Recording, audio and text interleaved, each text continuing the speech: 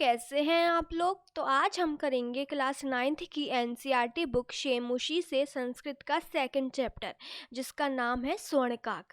इस वीडियो में हम सेकंड चैप्टर का हिंदी अनुवाद करेंगे और मैं आपको बता दूं कि इससे पहले मैं चैप्टर फर्स्ट के क्वेश्चन आंसर और हिंदी अनुवाद पर भी वीडियो प्रोवाइड कर चुकी हूँ, जिसकी मैंने एक अलग से प्लेलिस्ट बनाई है जिससे आपको सीरियल वाइज चैप्टर मिल जाएंगे संस्कृत के।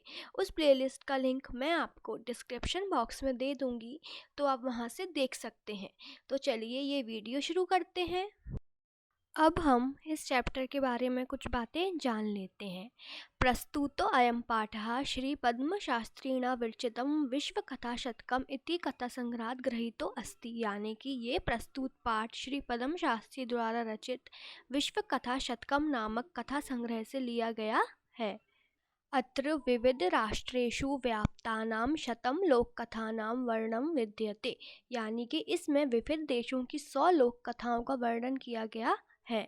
एषा कथां वर्म म्यांमार देशस्य श्रेष्ठा लोक कथा आसीत्। ये कथा वर्मा यानी कि म्यांमार देश की श्रेष्ठ लोक कथा है। अस्यां कथायां लोभस्य दुष्परिणाम तथा च त्यागस्य सुपरिणाम स्वरपक्षकाक माध्यमेन वर्णितो अस्ति। यानी कि इस कथा में लोभ के दुष्परिणाम और त्याग के सुपरिणाम का वर्णन एक सुनहरे पंखों वाले कोए के माध्यम से किया गया है। अब हम इसका अनुवाद हिंदी में करते हैं।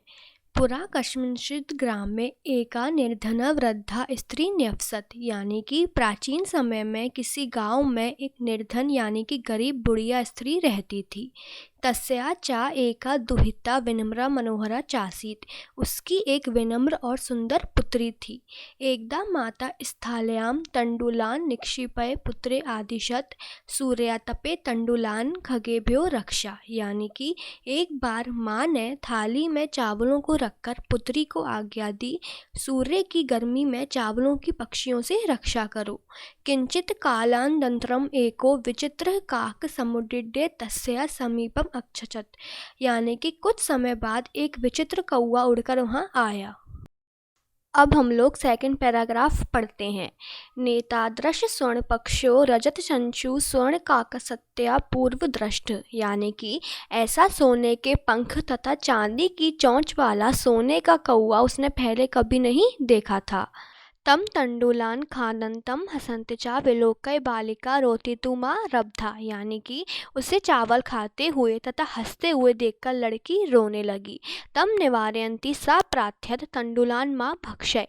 उसको हटाती हुई लड़की ने प्रार्थना की, तुम चावलों को मत खाओ। मदीया माता अतीव निर्धना वर्तते। मेरी माता अत्यंत निर्धन है।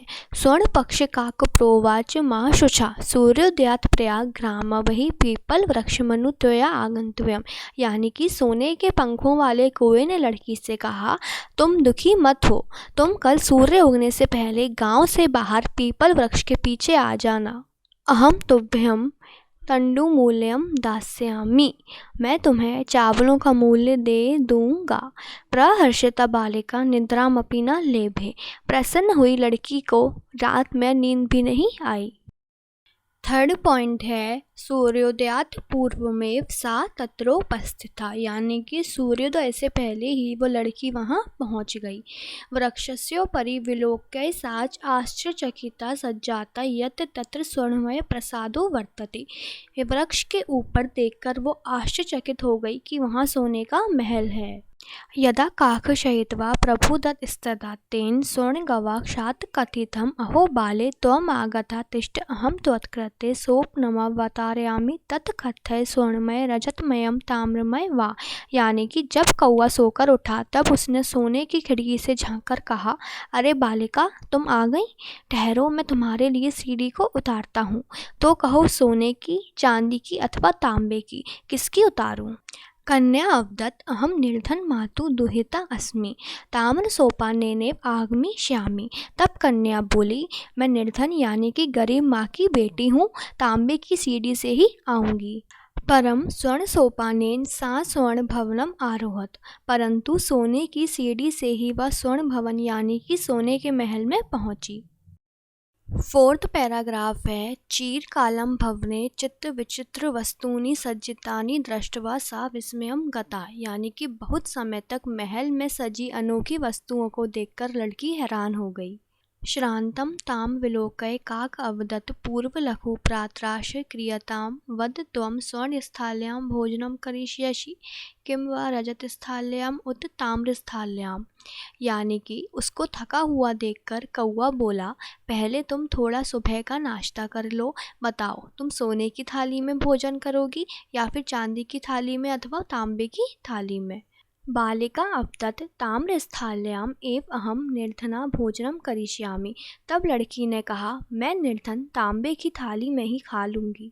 तदा सा आश्चर्यचकिता सजाता यदा स्वर्णकाकेन स्वर्णस्थाल्यां भोजनं परिवेशितम्। लेकिन तब वह लड़की आश्चर्य से चकित हो गई, सोने के कौवे ने उसे सोने की थाली में भोजन परोसा। न एतादृशं स्वाद भोजन मध्यावधि बालिका खादितवती। लड़की ने आज तक ऐसा स्वादिष्ट भोजन नहीं खाया था। काको अवदत् बालिके अहम इच्छामि यत् त्वं सर्वदा अत्रैव तिष्ठ परं तव माता तु एकाकिनी वर्तते।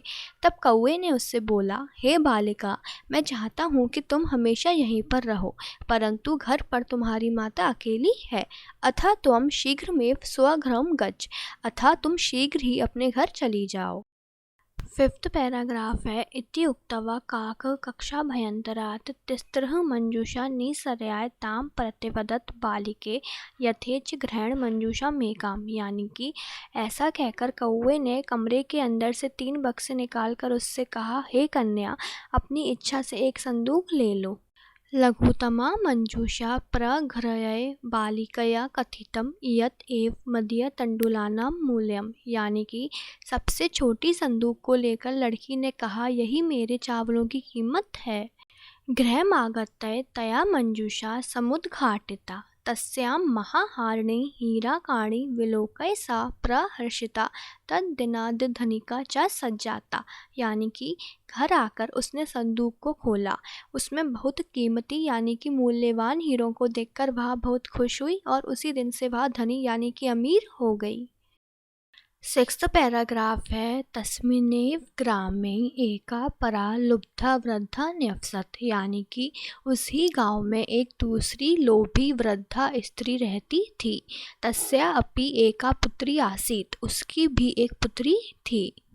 ईर्ष्या सा तस्य स्वर्णकाकस्य रहस्यं ज्ञातवती। यानी कि ईर्ष्या से वह उस सुनहरे कौवे का रहस्य जान गई। सूर्यतपे तण्डुलान् निक्षिप्य तयापि स्वसुता रक्षार्थं नियुक्ता। और धूप में चावल डालकर उसने भी अपनी पुत्री को रक्षा के लिए नियुक्त कर दिया। तथैव स्वर्णपक्षः काकः तण्डुलान् भक्षयन् तामपि तत्रैवाकारयत्। वैसे ही सोने के पंखों वाले कौवे ने चावल खाकर उसे भी वहीं बुलाया। पात्र स्तत्र गत्वा सा काकं निर्भयसन्ति प्रावोचत्, भो नीचकाक अहमागता मह्यं तण्डुलमूल्यं पर्यक्ष। सुबह वहाँ जाकर वो कौवे से तिरस्कार करती हुई बोली, हे जीव कौवे, मैं आ गई हूँ, मुझे चावलों का मूल्य दे दो। काको अब्रवीत अहम त्वत्कृते सोपानम अवतारयामि। कौआ बोला, मैं तुम्हारे लिए सीढ़ी उतारता हूँ। तत्कथे स्वर्णमयम रजतमयम ताम्रमयम वा। तो कहिए सोने की सीढ़ी, चांदी की अथवा तांबे की सीढ़ी लाऊं। गर्वितया बालिकया प्रोक्तम स्वर्णमयेन सोपानेन अहम आगच्छामि। यानी कि बालिका ने घमंडपूर्वक कहा, सोने की सीढ़ी से मैं आती हूँ। परम स्वर्णकाकस्कृते ताम्रमयं सोपानमेव पार्यचत। परंतु सुनहरा कौवा उसके लिए तांबे की सीढ़ी ही लाया। स्वर्णकाकस्तां भोजनमपि ताम्रभाजने एव अकारयत्। सुनहरे कौवे ने उसे भोजन भी तांबे के बर्तन में ही करवाया। सेवेंथ और लास्ट पैराग्राफ है प्रतिनिवृत्ति काले स्वर्णकाकेन कक्षाभ्यन्तरात् तिम्रः मञ्जूषा तत्पुर समुक्षिपता। यानी कि वापस जाते समय सोने के कौवे ने कमरे के अंदर से 3 संदूकें उसके सामने रख दी। लोभाविष्टा सा बृहत्तमा मंजूषा गृहीतवती, यानी कि लालची लड़की ने सबसे बड़ी पेटी ले ली।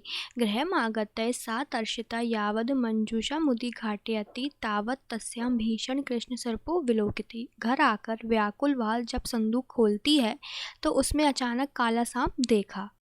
तदंतरम सा लोभम पर्यजत, यानी कि उसके बाद उसने लालच छोड़ दी।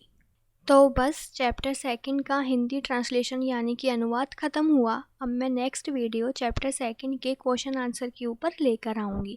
तब तक के लिए अगर आप लोगों को मेरे पढ़ाने का तरीका अच्छा लगा है तो मेरी वीडियो को लाइक और चैनल को सब्सक्राइब करें। Thank you for watching.